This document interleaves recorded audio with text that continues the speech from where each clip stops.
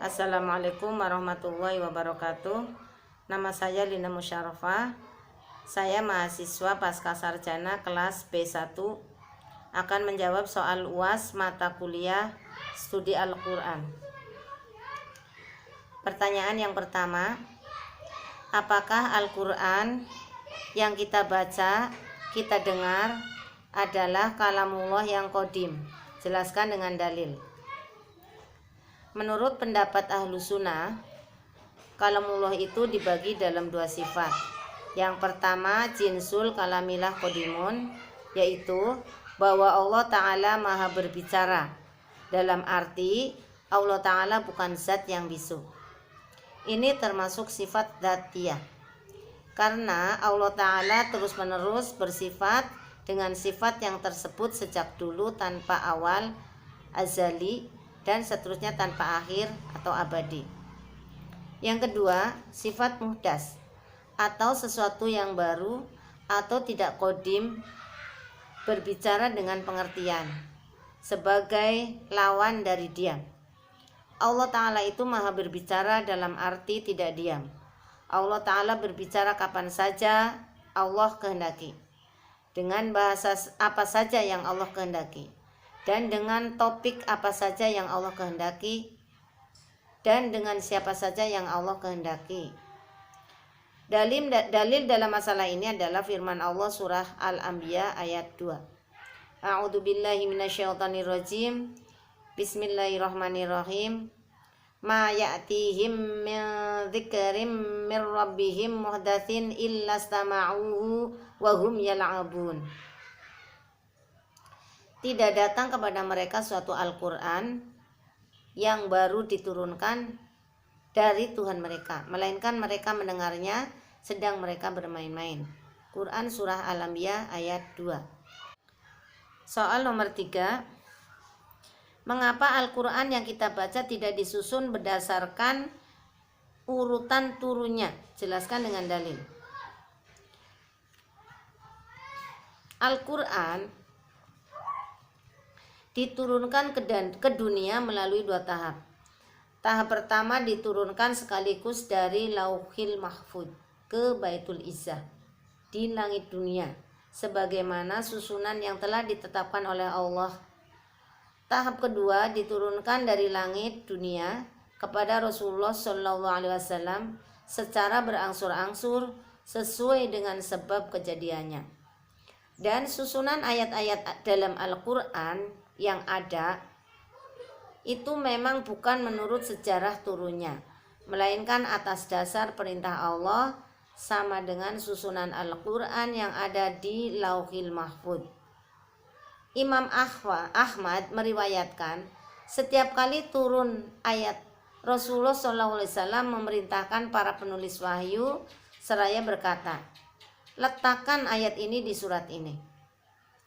Banyak riwayat yang menegaskan bahwa Rasulullah SAW mengimami sholat membaca Al-Quran sebagaimana susunan ayat yang ada.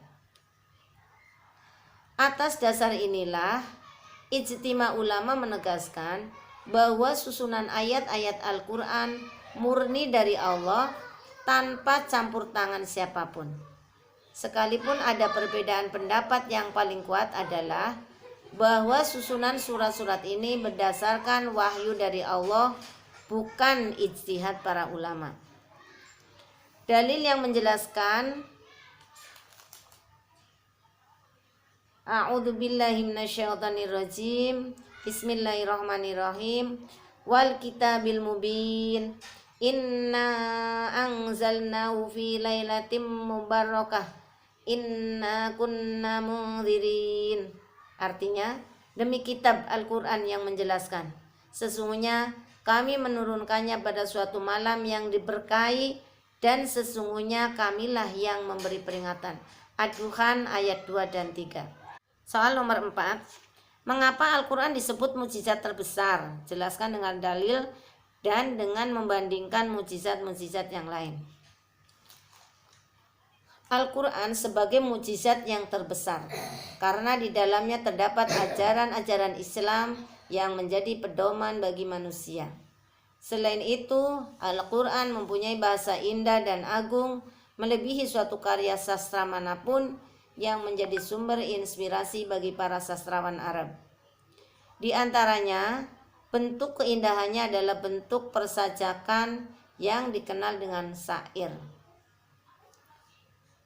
Pada masa jahiliyah, bentuk-bentuk persajakan ini selain memberikan efek musikalitas yang indah, terlebih lagi efek makna yang ditimbulkannya jauh lebih diperhatikan sehingga Al-Quran tidak bisa disetarakan dengan syair atau prosa. Karena Al-Quran bukanlah kisah sastra. Ini sesuai dengan Quran surah Al-Isra ayat 88. A'udzu billahi minasyaitonir rajim. Bismillahirrahmanirrahim. Qul la in ijtama'atil insu wal jinnu ala ayyatu bimithli hadzal qur'ani la ya'tuna bimithlihi walau kana ba'duhum li ba'dhin zahira. Artinya, katakanlah, sesungguhnya jika manusia dan jin berkumpul untuk membuat yang serupa Al-Quran ini, niscaya mereka tidak akan dapat membuat yang serupa dengan dia, sekalipun sebagian mereka menjadi pembantu bagi sebagian yang lain. Soal nomor 5. Bagaimana hukum membaca Al-Quran dengan tajwid? Jelaskan dengan dalil. Membaca Al-Quran secara tajwid hukumnya wajib bagi setiap orang yang hendak membaca Al-Quran. Pembacanya akan mendapat pahala jika bertajwid dan akan mendapat siksa jika tidak bertajwid. Karena sesungguhnya Al-Quran telah diturunkan kepada Rasulullah SAW dengan bertajwid dan tartil, sebagaimana yang disebutkan dalam Al-Quran surah Al-Muzammil ayat 4. A'udzu billahi minasyaitonir rajim. Auzid 'alaihi waratilil Qur'ana tartila. Atau lebih dari seperdua itu, dan bacalah Al-Quran dengan perlahan-lahan. Soal nomor 6. Bagaimana wanita yang sedang haid membaca Al-Quran? Jelaskan dengan dalil. Menurut mazhab Maliki, boleh membaca Al-Quran bagi wanita yang sedang haid. Yang tidak boleh adalah memegang Al-Quran, sebagaimana firman Allah surah Al-Waqiah ayat 79. A'udzu billahi minasyaitonir rajim. Bismillahirrahmanirrahim. La yamassuhu illal mutahharun. Artinya tidak boleh menyentuhnya kecuali orang yang suci. Soal nomor 7. Tafsir Al-Quran surah Al-Baqarah ayat 9 secara tarbawi. Tafsir Al-Quran surah Al-Baqarah ayat 9 secara tarbawi yang dimaksud adalah orang-orang munafik yang hanya memperdaya diri sendiri dan mereka tidak menyadarinya, sebagaimana firman-Nya An-Nisa ayat 142. A'udzu billahi minasyaitonir rajim. Bismillahirrahmanirrahim. Innal munafiqina yukhadi'una Allah wa huwa khadi'uhum wa idza qamu ila sholati qamu kusala yura'unan nasa wa la yadhkuruna Allah illa qalila. Sesungguhnya orang-orang munafik itu menipu Allah dan Allah akan membalas tipuan mereka itu. Maksudnya adalah Allah Ta'ala membiarkan mereka dalam pengakuan beriman. Sebab itu mereka dilayani sebagaimana orang-orang mukmin. Allah telah menyediakan neraka buat mereka sebagai pembalasan tipuan mereka itu. Sekian, wassalamualaikum warahmatullahi wabarakatuh.